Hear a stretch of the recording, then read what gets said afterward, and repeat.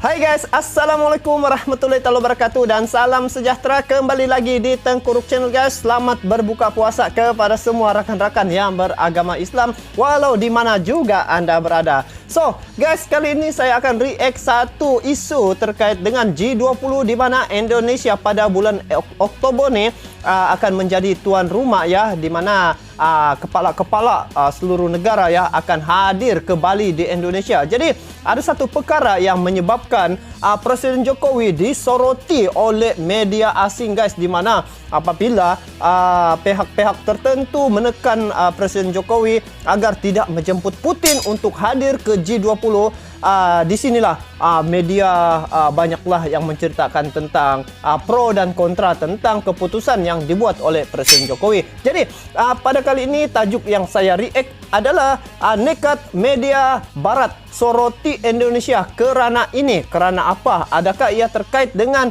Indonesia menjemput Presiden Putin untuk hadir ke G20?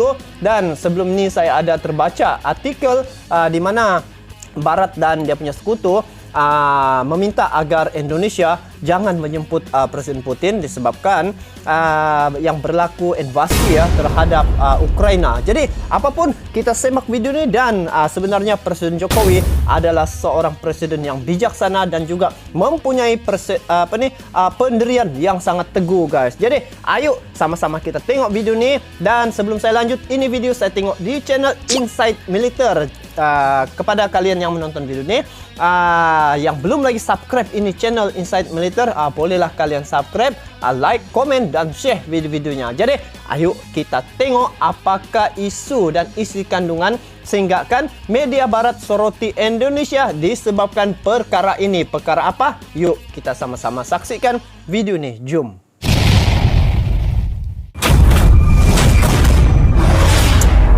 Inside Militer. Indonesia tak peduli, tetap undang Putin, AS dan sekutu bakal boikot KTT G20. Pemerintah Indonesia tetap akan mengundang Presiden Rusia Vladimir Putin dalam konferensi tingkat tinggi atau KTT G20 yang akan berlangsung di Bali Oktober mendatang. Hal ini disampaikan oleh staf khusus program prioritas Kementerian Luar Negeri dan juga Kosherpa G20 Indonesia, Trian Sajani, dalam jumpa pers pada Minggu. Menurutnya laporan VOA pada Jumat, Triansa menekankan diplomasi Indonesia selalu didasarkan pada prinsip setiap kali Indonesia mengetuai sebuah forum di berbagai organisasi internasional. Indonesia sekarang ni dia ketua ya kepada G20 ya. Ini ruang untuk Indonesia ya menjadi satu negara yang dipandang tinggi dan juga dihormati. Sebab apa? Sebelum ni di Italia ini ketua ataupun forum ni diadakan. Kali ini di Bali, Indonesia. Jadi macam mana dia punya posisi, kondisi Indonesia saat-saat yang berlaku invasi ataupun peperangan ini, adakah dia akan jemput ataupun tidak? Ayo kita dengar dulu, kita semak video. Indonesia selalu mengacu pada aturan prosedur yang presiden dan berlaku termasuk yang ada di G20. Karena itu menjadi kewajiban bagi setiap presiden G20 mengundang semua anggotanya. Triansa juga menegaskan G20 merupakan forum. Kewajiban setiap ketua G20 untuk menjemput semua anggotanya. Itu yang kerjasama ekonomi internasional. Karena itu Indonesia akan memusatkan pelaksanaan G20 tahun ini untuk isu-isu ekonomi dan juga pemulihan global sehabis pandemi COVID-19 yang merupakan agenda prioritas dunia. Terkait pernyataan Tiongkok yang mendukung kehadiran Putin dalam KTT G20 di Bali Oktober mendatang dan kemungkinan Amerika Serikat dan sekutu-sekutunya memboikot, Triansa yang menyatakan tidak ingin mengomentari hal itu. Beliau juga menekankan sebagai negara berdaulat dan juga menganut prinsip politik luar negeri bebas aktif, Indonesia menolak tunduk pada tekanan negara lain agar tidak mengundang Putin dalam KTT G20. Menurutnya Indonesia terus berkonsultasi dan melobi para mitra dalam G20 pada semua level agar pelaksanaan KTT G20 di Bali berjalan lancar. Sementara pengamat hubungan internasional dari Universitas Padjadjaran Bandung, Teguh Faijasyah mengatakan undangan untuk para kepala negara anggota G20 Menghadiri KTT di Bali mendatang sudah dibuat sejak Presiden Joko Widodo menghadiri KTT G20 di Italia tahun lalu. Ia menambahkan tahun Joko lalu Widodo di sudah Itali. mengundang 19 kepala negara anggota G20 lainnya termasuk Putin untuk hadir dalam KTT di Bali tahun ini. Faijasyah dijemput juga juga ya. menegaskan Indonesia harus menghormati hukum internasional, di mana semua negara berdaulat dan semua negara anggota G20 merupakan sahabat Indonesia dalam membangun dunia. Jika Putin dianggap salah, maka G20 bukan forum untuk menghukum Putin dan juga Rusia. Menurutnya Indonesia tak perlu ikut-ikutan memberikan sanksi kepada Rusia seperti negara-negara barat lain. Ia menekankan Indonesia adalah negara besar dan juga mandiri, sehingga tak perlu tunduk pada negara lain dalam menyikapi perang Rusia-Ukraina. Ia malah menyebut KTT di Bali menanti menjadi kesempatan bagi Putin untuk menyampaikan aspirasinya mengenai pembangunan dunia. Jika Indonesia terjebak dalam isu boikot dan sanksi terhadap Rusia, maka politik luar negeri bebas aktif Indonesia akan dipertanyakan. Justru sebagai Presiden, G20 merupakan ujian bagi Indonesia dalam menjalankan politik luar negeri bebas aktif di tengah konflik Rusia-Ukraina dengan pihak Barat. Akibatnya invasi Rusia ke Ukraina sejak 24 Februari lalu, ia juga menyerukan agar negara lain tak menekan Indonesia untuk mengundang atau tidak mengundang Putin ke KTT G20.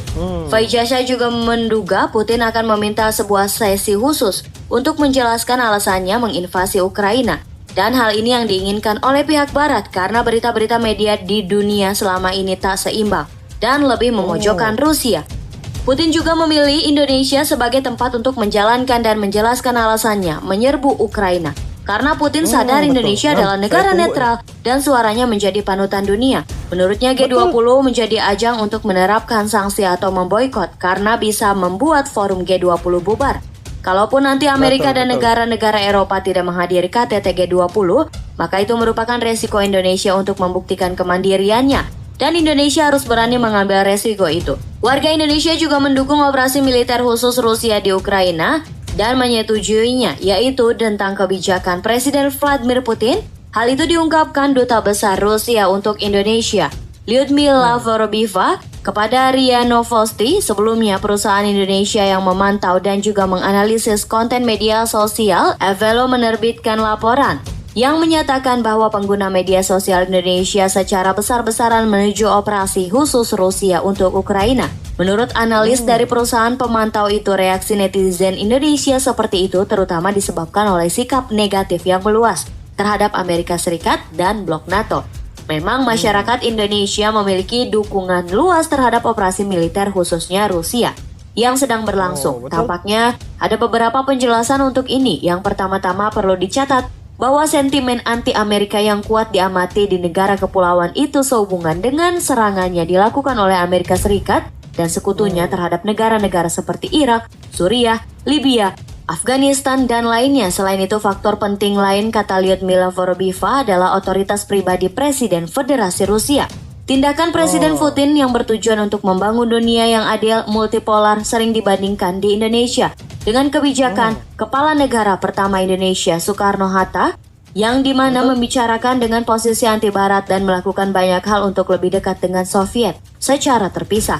Dia ingin menekankan bahwa poin penting bagi bangsa Indonesia adalah contohnya Rusia, sebagaimana negara yang mengikuti garis menuju tercapainya kerukunan antara etnis, antar agama. Kita sering melihat bagaimana media lokal secara langsung dan juga luas melebur perkembangan Islam di Rusia. Dalam konteks ini, keikutsertaan dalam operasi khusus membangkitkan reaksi persetujuan personil militer Muslim Rusia di Ukraina, termasuk yang berasal dari Republik Ceknya. Demikian dikatakan Dubes Rusia untuk Indonesia. So, guys, jadi itu pula ya bermakna apa yang diputuskan oleh Presiden Jokowi untuk menjemput Presiden Putin, mendapat tentangan juga ya daripada pihak Barat. Tapi apa yang kita boleh nampak di sini, G20 ini bukan membincangkan tentang isu peperangan, malah G20 ini adalah untuk pembangunan ya, pembangunan ekonomi. Di sinilah di G20, dan apabila dijemput Putin, maka inilah ruang Putin untuk bersuara ataupun mengatakan kenapa dia menyerang Ukraina. Sebenarnya kalau ditengok ya, sebelum-sebelum ni, kalau dikatakan Putin invasi itu terus diboikot, tetapi bagaimana pula perkara yang telah berlaku seperti yang berlaku sebelum-sebelum ini, di mana Irak diserang, Afghanistan, ada lagi negara-negara yang lain diserang ya oleh Barat, tetapi tidak ada pun yang sampai boikot macam ni. Jadi apa yang diputuskan oleh Presiden Jokowi untuk menjemput Presiden Putin itu adalah mengikut law undang-undang dunia ya guys, dan sebagai ketua kepada G20 untuk tahun ini adalah satu kewajipan untuk Presiden Jokowi untuk menjemput semua ahli-ahli G20 untuk membicarakan tentang pembangunan ekonomi dunia. Jadi guys, inilah salah satu sosok tubuh Presiden Jokowi yang lantang, yang berani walaupun bertentangan dengan pihak Barat, tetapi demi untuk menjadikan dunia aman ya, Indonesia tetap dengan pendiriannya. Jadi bagaimana pula pandangan kalian guys terkait dengan Presiden Jokowi ini? Dan sebenarnya hubungan Indonesia dengan Putin ini amat baik sekali, dan sebelum lagi Presiden Putin, sejak zaman Presiden Soekarno lagi, hubungan Indonesia sudah terjalin erat dan sampai ke hari ini. So itu saja untuk kali ini, kita bertemu lagi di video akan datang. Semoga perjalanan G20 akan datang pada bulan Oktober ini berjalan dengan lancar. Jadi kita doakan semoga sentiasa aman-aman saja. Jadi itu saja untuk kali ini, kita bertemu lagi di video akan datang. Sampai jumpa lagi. Assalamualaikum warahmatullahi wabarakatuh.